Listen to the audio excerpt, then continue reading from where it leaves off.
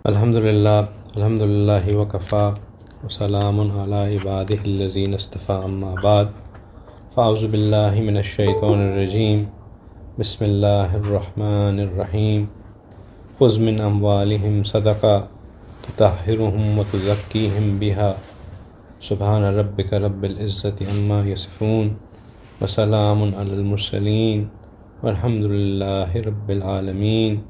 اللهم صل على سيدنا محمد وعلى آل سيدنا محمد وبارك وسلم. اللهم صل على سيدنا محمد وعلى آل سيدنا محمد وبارك وسلم. اللهم صل على سيدنا محمد وعلى آل سيدنا محمد وبارك وسلم. رب يسر ولا تؤسر وتمم بالخير وبك نستعين. Rabbi zidni ilma, ya fattah, ya fattah, ya fattah. So alhamdulillah, by grace of Allah subhanahu wa ta'ala, out of His extreme mercy, we are now reached the stage where we are very, very, very close to the month of Ramadan. And if Allah subhanahu wa ta'ala gives us the tawfiq to stay alive, then inshallah we can hope from the mercy of Allah subhanahu wa ta'ala that we'll get an opportunity to enter yet another month of Ramadan.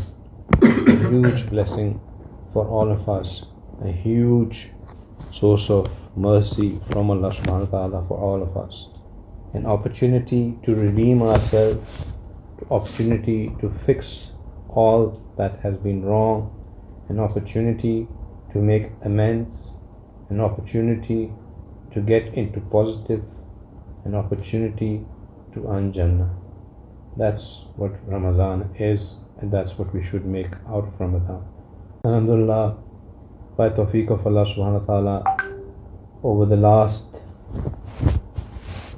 I think 9 weeks or so, we have done a series of discussions where we have tried to look at various aspects of what we should be doing to prepare for this blessed month that is coming. And in that series, inshallah, today we'll be doing our last session, because next week, inshallah, will be the start of Ramadan. What we have looked at so far have been the things that we should try to stay away from, because those are the things that would basically eliminate us, or that would disqualify us from getting the blessings of the month of Ramadan. We looked at the things which would be a disqualifier, and we also looked at the things which would act as a nullifier. So the difference between a disqualifier and a nullifier being that there are things which, if we end up doing, then regardless of the effort, regardless of the extra work that we may do in the month of Ramadan, we would still stay deprived of the blessings of the month of Ramadan. Those are the disqualifiers. And the nullifiers are the things that would allow us to gain the noor that may come in the month of Ramadan, but at the end, because there would be a leakage in our heart, all that noor that accumulates would get leaked out. So there are nullifiers and there are disqualifiers, and we looked at both of them. Today, with 1 week left, inshallah, I want to talk about the things that we must do in Ramadan. Up until now, I've been talking about the things to do, which will be basically things that, are to avoid negativity. Today, inshallah, I want to talk about the things, the positive things to do, the extra things to do, and what all we must focus on in Ramadan, what all we should be doing in Ramadan to gain the maximum out of this month. I'll again repeat what I've been saying all throughout the series, is that all that we are going to talk about is over and above the things. If the things that we have spoken about in the previous sessions, if they are not there, then all these extras don't count for anything. These extras only matter, they only count if the basics are right. So just to get the basic rights again, we must ensure that what is fard on us, is done, which means the salah is there. We are praying 5 times a day. There's no question in us saying that, we can leave that apart and we'll do all the other things. If we are not doing that, we are not getting anywhere. And if after doing our fard salah, if we don't do anything extra, but we just ensure that we don't sin outward or inward, we are going to be above many people, as is by default. If we don't sin and just do our fard, we are still ahead of the game. What we are going to talk about today is only to get further, is to get into that top elite range that we are talking about. But there's no point focusing on all these top things if the basics aren't covered. So please do not undermine the value of the basics. Do not make sure that there is no sin, and make sure outward, inward sin, and we have spoken at length about what they are, how to avoid them. If you haven't heard those, listen to those, pay attention to those, remind yourself, make checklists for those so that they are covered. And your salah there should not be a single salah that you say, I haven't done that today. That is not optional, it is mandatory. So the basics should be covered, and then on top we talk about what more we can do. And to talk about what more we can do, I'll read out a hadith to you, a very famous hadith from Sayyidina Salman radiallahu ta'ala anhu. It comes that Rasulullah sallallahu alaihi wasallam addressed us on the last day of Sha'ban. Rasulullah sallallahu alaihi wasallam addressed us on the last day of Sha'ban. He gathered us and he said to us, O people, a great month has dawned upon you, a blessed month, a month wherein there is a night which is better than 1,000 months. Allah has made its fast an obligation, and standing during its night a voluntary act. Whoever seeks closeness to Allah therein through a good deed, he will be as one who has fulfilled an obligation in any other month. And whoever fulfills an obligation therein, he will be as the one who has fulfilled 70 obligations in another month. It is a month of patience, and the reward of patience is paradise. It is a month of sympathy, and a month in which the sustenance of a believer increases. Whoever feeds a fasting person therein, it shall be forgiveness for his sins and his emancipation from the fire. And for him shall be like the like of his reward, without of his reward diminishing. So the Sahaba Ikram, upon listening this, they said, Ya Rasulullah, not all of us can find that which will feed a fasting person. So Rasulullah replied that Allah will grant this reward to the one who feeds a fasting person with a date or a sip of water or a sip of milk. This is a month whose beginning is mercy, whose middle is forgiveness, and whose end is emancipation from the fire. وَهُوَ شَهْرٌ أَوَّلُهُ رَحْمَةً وَأَوْسَطُهُ مَغْفِرَةً وَآخِرَةُ إِتْقٌ مِّنَ النَّارِ. Then he said that whoever lightens the load of his slave, Allah will forgive him and free him from the fire. Excessively perform 4 deeds therein, 2 deeds with which you all shall please your Lord, and 2 deeds that you cannot do without. For those 2 deeds which you shall please your Lord, they are the testimony that there is no God except Allah, as in Shahada, which is La ilaha illallah, and the other, as for the 2 deeds which you cannot do without, they are that you ask Allah for paradise and you seek refuge from Him from the fire. And whoever feeds a fasting person to his fill therein, Allah shall grant him a drink from my pond, and that he will never again feel thirsty till he enters the Jannah. This is a beautiful hadith, and if we reflect on the various points that come in this hadith, in itself we understand that what are the different things that we should be focusing or aiming to do in this beautiful month of Ramadan. I'll try to bullet point these things for you so that we keep a checklist with us, and inshallah there are multiple checklists that come into circulation. There's one very nice checklist prepared by Ahmed as well. I'll share that with you as well. But few things to keep in mind. There comes a hadith that this is a month in which Rasulullah sallallahu alaihi wasallam, he would work so hard for his worship that he would not work this hard in any other month. He will tie his lower garment tightly in this, which can imply two things, which would mean that when a worker is about to do something, he mostly ties his loose clothes so that it doesn't get loose when he is doing the hard work.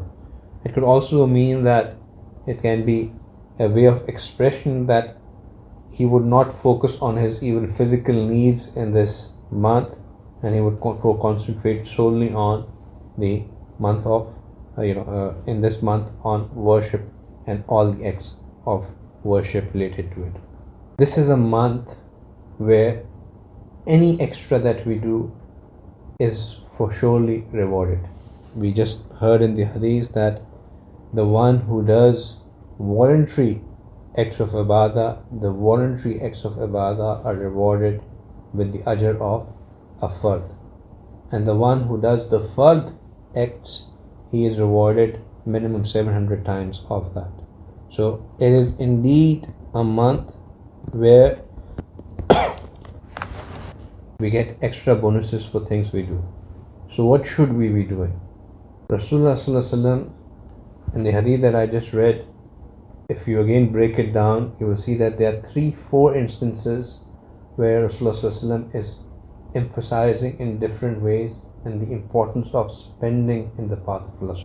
In this, there were instructions related to feeding people, there were rewards related to feeding people, there were quantity specified as to how much we should feed with.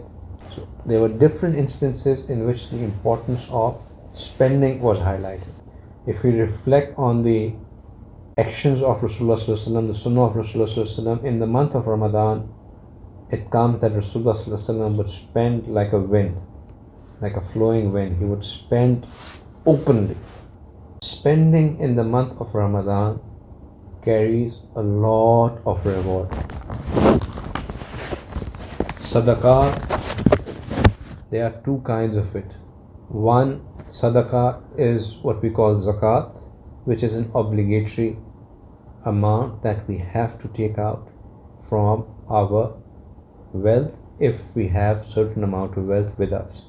I'm not going to go into the fiqh of it, but for if any one of us has an obligation to take out zakat, then that's one thing that we have to do. That's not an optional thing. And if you recall on the things when he said that there's a sin, one of the sins that we have been asked to do but we don't do is that we don't spend in the path of Allah of the things which are obligatory for us to spend, and that is zakat. A lot of people take out their zakat, or they calculate their zakat at least in the month of Ramadan, and they take out their zakat in the month of Ramadan for the same reason that a fard done in this month carries higher reward of doing it outside of this month.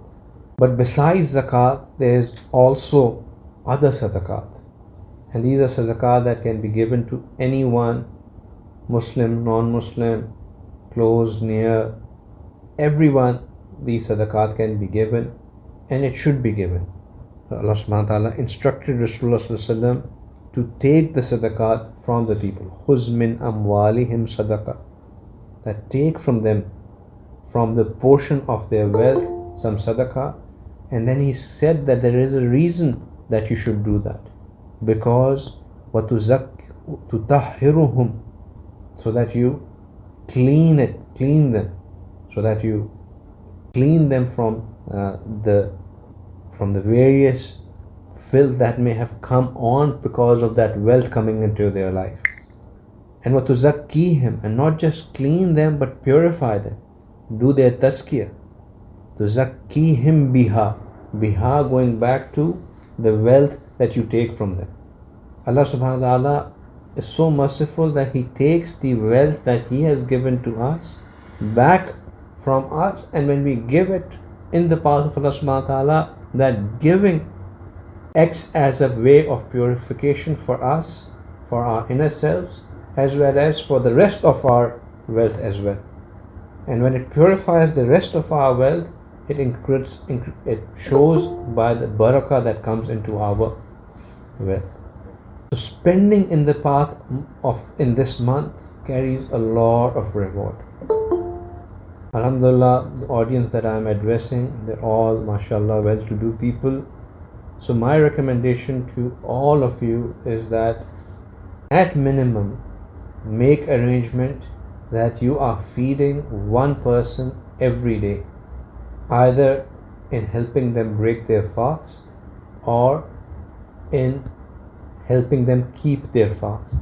So either at their sahur or in their iftar.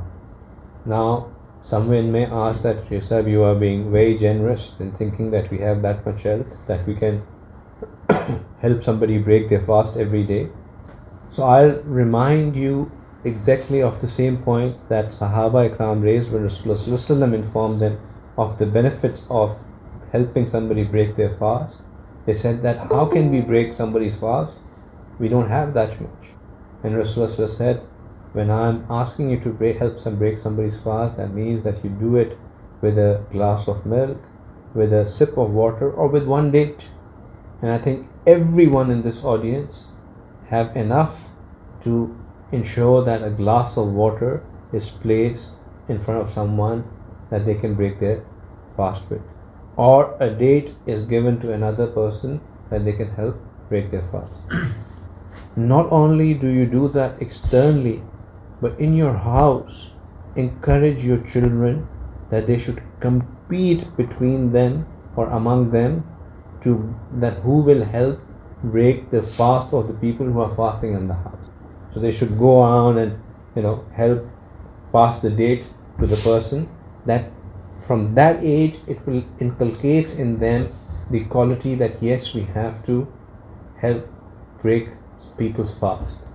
It's a very good exercise, and remind them of the reward of it. The reward that Rasulullah informs us of helping somebody break their fast is that you will get the reward of the person who was fasting without there being any lessening of reward for the person whom you help break the fast. And of course, it helps you get free from fire as well. Right?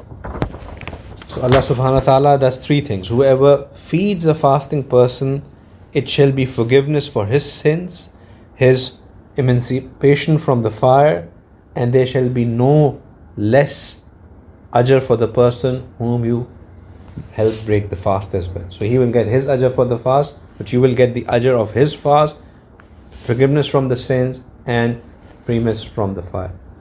So take out the time, take out the effort, take out the money to go help feed the people. There are many places all around in the masajid. There are people who come to fast.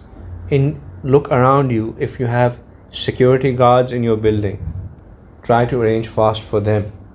If you have or sahur for them, they still get, if they're doing night duty, they still get iftar from different sources, but they don't have sahur. Arrange sahur for them. So look out for the opportunities to feed people. Look out for the opportunity to help people break their fast. I've shared with you personally an opportunity to feed the entire family for the whole month of Ramadan.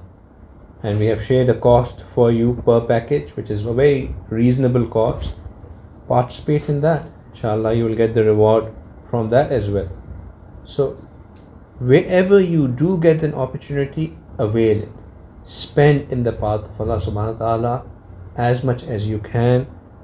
Allah subhanahu wa ta'ala, another reward Rasulullah mentions is that a person who helps somebody in fast, Allah will grant him such a drink from my pond.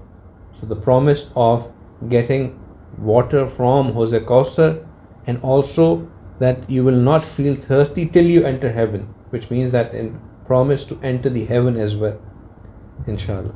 So feeding somebody in Ramadan, helping somebody break their fast has a lot of value. Spend in this month, spend in this month, spend in this month. That's the first action. This is, if you recall, I mentioned to you that we'll talk about spending in the path of Allah. This is when I'm now talking about it. Spend in the path of Allah. It has a lot of merit.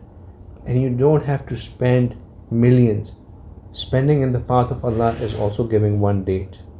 That can be done by every month. If you have one date, all you have is one date, give half of it to somebody, have half of it yourself. You will get the ajr. Allah does not look at the quality, does not look at the quantity of what you spend. Allah looks at the quality of what you have spent. Right? So for everyone, the measure is different. A person who spends 2 dirhams out of the 10 dirhams that he has spent more than a person who has spent 200 dirhams out of 100,000 that he has. So the 2 dirhams carry more value in the sight of Allah because of the niyyah with which you give and because of the openness of the heart that you show. Open your hearts in spending in path of Allah subhanahu wa ta'ala in this month. It's a very, very important thing to do. And then the other importance that's linked with spending in the path of Allah is because what Allah subhanahu wa ta'ala said, that Allah subhanahu wa ta'ala says that this spending cleans us, cleans our wealth, and increases our purification. Tazkiyah.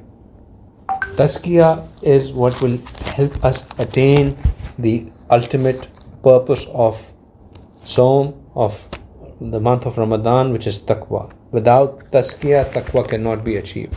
So tutahhiruhum wa tuzakkihim biha plays into that role. And then Allah subhanahu wa ta'ala had said, وَصَلِّ عَلَيْهِمْ.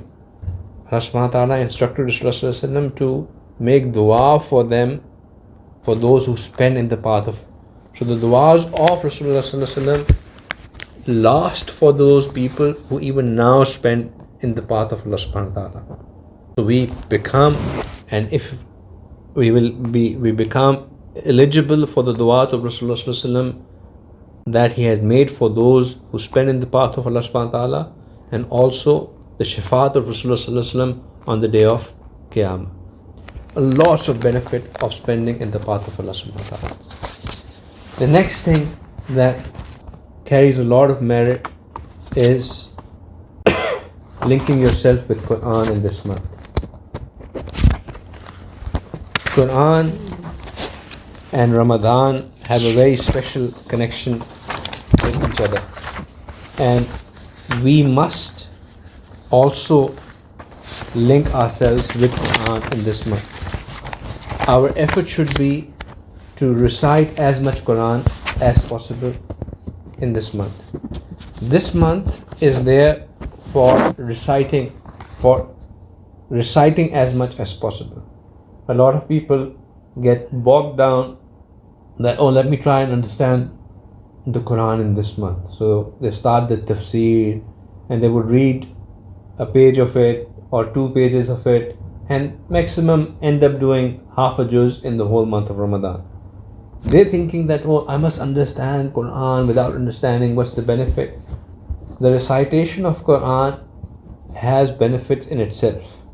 Rasulullah said that a person who recites a Quran, Allah subhanahu wa ta'ala gives him 10 rewards for every word that he recites.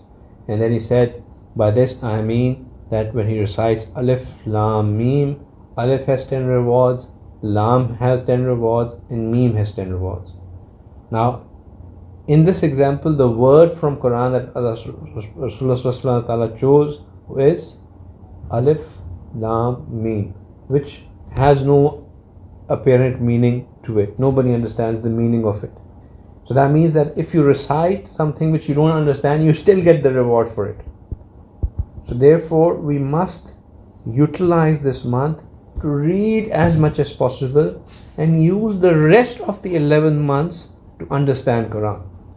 What we do is that we think that we must understand Quran in this month. We don't utilize the month by getting the rewards of as much as we can recite, and then the rest of the 11th one we don't do anything about it as well.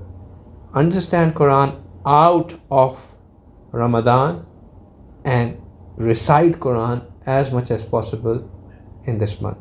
At least aim to recite one whole Quran this month at minimum. If you struggle, that's fine as well. You get more reward. The one who struggles gets more reward than the one who can do it easily. But at least have that aim that you will do it.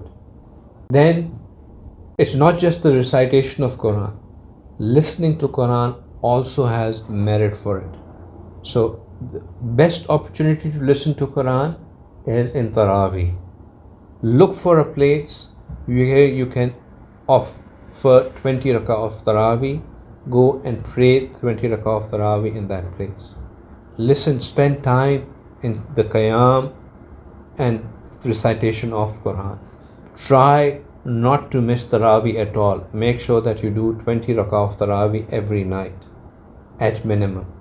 That inshallah will also give you the reward of listening to the Quran. And if in those 20 rakahs of Taraweeh every night you do it from first night of Ramadan all the way up to 27th or 28th or 29th, whenever they are finishing the Quran, if you do the whole Quran in that way you would have recited one Quran and you would have listened to one whole Quran. So alhamdulillah, 2 Qurans you would have gotten the reward of as is. So spend in the path of Allah subhanahu wa ta'ala and connect with Quran. Connect with Quran by reciting it yourself and by listening to it, and listening to it in Taraweeh. Number 3 thing that we must do is do the extra ibadat or the extra the nafil acts. And the best nafil act is related with salah, because salah itself has such high merits. So if right now we are in a habit of only performing our fard prayers, that we just do 4, 2, 4, 4, 3, 4, and that's all the salah that we pray, then learn what are the nafil or the sunnah that are related to it and try to do all the sunnahs. So Fajr, in any case, we should be doing 2 sunnah, 2 fard, Zohar 4 sunnahs, then 4 fard, and then 2 sunnahs at minimum.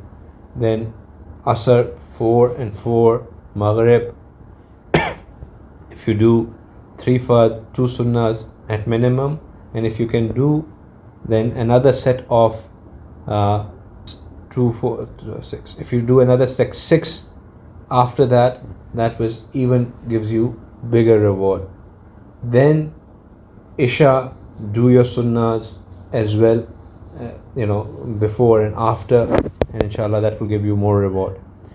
However, because majority of us have a lot of salah from past to make up, and given that the fard reward carries more reward, fard action carries more reward, I recommend that with every salah do a qaza of the past salah that you have missed out. So for example, if you're coming for Fajr, before your Fajr pray the qaza of your Fajr. After before your Zohar prayer, the qaza of your Zohar as well. Before your Asr, pray the qaza of your Asr. After your Maghrib, pray the qaza of your Maghrib. Before or after your Isha, pray the qaza of your Isha. Do these qaza as well, because inshallah if you get to do these qaza salahs, then A, you will make up for the salahs that you have missed, and B, you will inshallah get more reward of doing it in this month, because the rewards are multiplied. So do these voluntary acts of ibadat more and more. Then Spend time in zikr. The ideal time for zikr is after. Alright, another thing with regards to salah is every one of you should definitely make it a point not to miss your Fajr and your Isha by Jamaat. Do your Fajr and do your Isha by Jamaat. The one who does Isha and Fajr with Jamaat is as the one who has prayed the entire night. So do your Isha and do your Fajr with Jamaat, and after you are done with the Fajr Jamaat, stay in the masjid till Ishraq, and during that time do your zikr. Spend time in muraqabah. Spend time in muraqabah.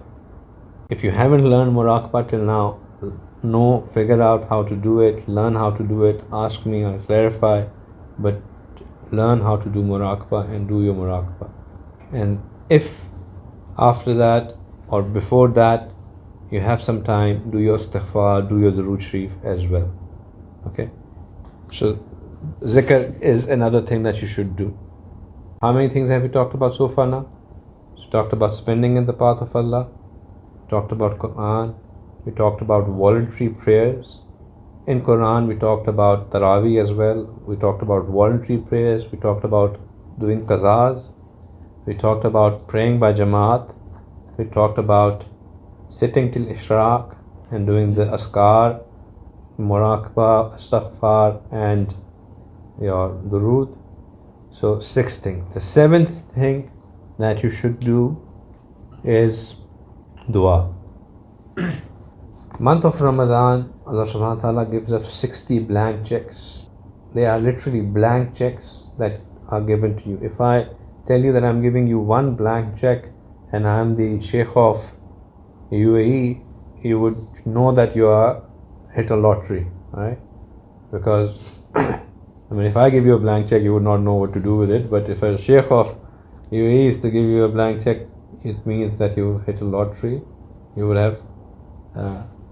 would be for surely getting a lot. It is not any bachelor of this dunya that is giving you a blank check. It is the bachelor's bachelor who is giving you a blank check, and not one of them, 60 of them. 30 at the time of iftar and 30 at the time of sahur. Use these blank checks. My dear brothers, to you and your families, make sure that every iftar, 5 minutes before iftar, all of you gather, leave the pakoras and samosas and everything, let that be taken care of afterwards if it has to be, but sit down all together and make dua. Get your children involved. They are masoom. Their duas are accepted more than our duas are accepted. Everybody sit together, make dua. If one of you can lead the dua, even better. But for the rest, they should sit, everybody should sit and make dua. That dua is the time of acceptance of dua. Rasulullah said that Allah has commanded that a person, a worker, before his sweats get dry, he should be paid his wages. So if that is the command for the worldly workers, then when we are working for Allah subhanahu wa ta'ala, Allah subhanahu wa ta'ala wants to reward us for the effort that we have put in. If we have spent the fasting in accordance with the commands of Allah subhanahu wa ta'ala, taking care of the things that we are meant to take care of, and now we come and beg Allah subhanahu wa ta'ala for His mercy, it is surely to be rewarded to us. We don't have to worry about asking anybody for anything if we know the power that lies in these 60 blank checks that we get. Utilize them. Please, when you get invited to iftar parties, first of all, my personal recommendation is avoid these iftar parties. We go there, we backbite, we go there, and invariably we end up saying something which we should not be saying. We talk love thing. It takes time away from a very, very valuable month that we have at our hand. If we want to invite people to iftar just because of the niyat of feeding them, then I've already given you venues to where you should go and feed people. We can host people, our friends and everything else out of month of Ramadan. We can do all of that. Let's do it on Eid. Ramadan, dedicate to Allah. Nobody is stopping you from feeding people, and that's the first thing that we spoke about. But understand where my time is getting utilized. If I'm going to get my iftar party done at my home, surely that whole day my wife's day is just spent in kitchen. Utilize that time, and then when people are over, we end up talking stuff. Salah gets affected, Taraweeh gets affected. There is so much that gets taken away from those precious nights that we have, going to these suhoor tents, going to that. Don't. Stay focused. So utilize this time before iftar, and even if you have to go somewhere, isolate yourself, go. Make sure that before 5 minutes before, you're spending time making dua. That's your blank check. If somebody was to give you a blank check in this dunya and say that, no, let's come spend with me, and you cash it afterwards, you say, yeah, hold on, I have my priorities, and let me deal with this check first. It's a blank check. Utilize it and then do anything else afterwards. So we'll spend a lot of time making dua. Make dua for your family, make dua for dunya, make dua for akhirah, make dua for rizq, make dua for khushu in your salah, make dua for what Rasulullah taught us, what we just saw in the Hadeeth, that we should say, ask Allah subhanahu wa ta'ala for forgiveness, and we should ask Allah subhanahu wa ta'ala from the emancipation from the hellfire, from being free from the hellfire. Itkum minan nar. We should make dua according to the 3 10 days period that are there. The first of it being maghfirah, rahmat, maghfirat, and being freeing from the fire. Then the first 10 days we should spend time making dua, and in our duas we should include that Allah subhanahu wa ta'ala, I ask you for rahmat in different things.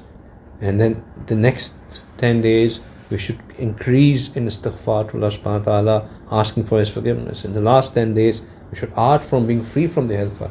Itkum min nar. So accordingly to where we are, in what time frame we are, we should ask du'as. Then suhoor is another thing, the 8th thing that we should do. It's like when we get up for suhoor, we get to pray tahajjud as well, and we get to make dua for it after tahajjud as well. So suhoor in itself brings 3 things. The value of suhoor. Of all the meals that we eat, every small particle that goes into our mouth, we will be questioned for it. We have to give answer to Allah subhanahu wa ta'ala for consuming all of it, except for 2 meals. A meal which is consumed in suhoor, there's no question for it. You eat as much as you want. Don't go to suhoor tent. Eat as much as you want at home. You will not be questioned for it. And B, when on the dining table there is a small child as well. So if there's a child eating with you, you will not be questioned for that meal. So suhoor, a meal which you get not questioned for. Suhoor, it was the meal in which Allah subhanahu wa ta'ala has put barakah. It brings you spiritual as well as physical energy. And then if with your suhoor you combine the tahajjud salah and dua, it's a double benefit. So make sure that you do suhoor as well. Don't be lazy. Don't think, who's going to wake up? I'm better off. And in your suhoor, if you include just the date itself, that's suhoor, right? So the best of the suhoor is the date. So get up, have a date, and do your suhoor. 9th thing is, if you can get the opportunity to do an umrah in this month of Ramadan, do an umrah. If you can't get the opportunity to do an umrah, make dua for it. Ask Allah subhanahu wa ta'ala to give you the opportunity. And if nothing else, make the niyyah of doing umrah in Ramadan, because as we have learned before, that when we make niyat for something, Allah subhanahu wa ta'ala guides for us the reward for it just by making niyat for it. So make the sincere niyat that, Ya Allah, if I get the opportunity to go for Umrah in this month, I will inshallah definitely do. That doesn't take any money. That doesn't even require visa. So niyat, you just do it, right? So you do the niyat as soon as you can. And then if you get the chance, do itikaf. Rasulullah ﷺ did itikaf in every Ramadan of his life, and the one Ramadan that he couldn't do, in that day, in next year, he spent 20 days in itikaf, 10 days making up for the previous one and 10 days of the one. That's still a sunnah, but it's a very important sunnah to follow. If you can't do itikaf for all 10 days, then at least on the odd nights, go free yourself, sit in the masjid from Maghrib and stay there till Fajr. Just in the odd nights, if you can't do anything, just in the odd nights, try to spend the time in masjid from Maghrib till Fajr. And when you go to masjid, in any case, when you enter the masjid, enter with the niyyah of entering of itikaf, that as long as I am in the masjid, I spend time here with the niyyat of itikaf, you will get the reward of itikaf. The niyyah plays a very, very important role in our deen, so don't undermine its value. So do full sunnah itikaf. If you can't do it on the odd nights. And otherwise, for every salah that you go there, that as long as I'm in the masjid, I'm here with the niyyat of itikaf, and you will get the reward. Right? So do that. That's it. If you do these 10 things that I've spoken about, that in itself will inshallah be a lot to do. And if we manage to do these things, then it will be a great source of mercy for us. You will find yourself connected with Allah subhanahu wa ta'ala when you spend time doing these things. Right? How should you spend the odd nights? The odd nights, like I said, you should try to spend them in masjid. Try to disconnect yourself from the dunya. Keep your phones away. Go, and that night spend the time in masjid. A person who is in the masjid, even if he goes to sleep, so the beauty of being in itikaf is that even if you're sleeping in masjid, you're still counted as ibadat.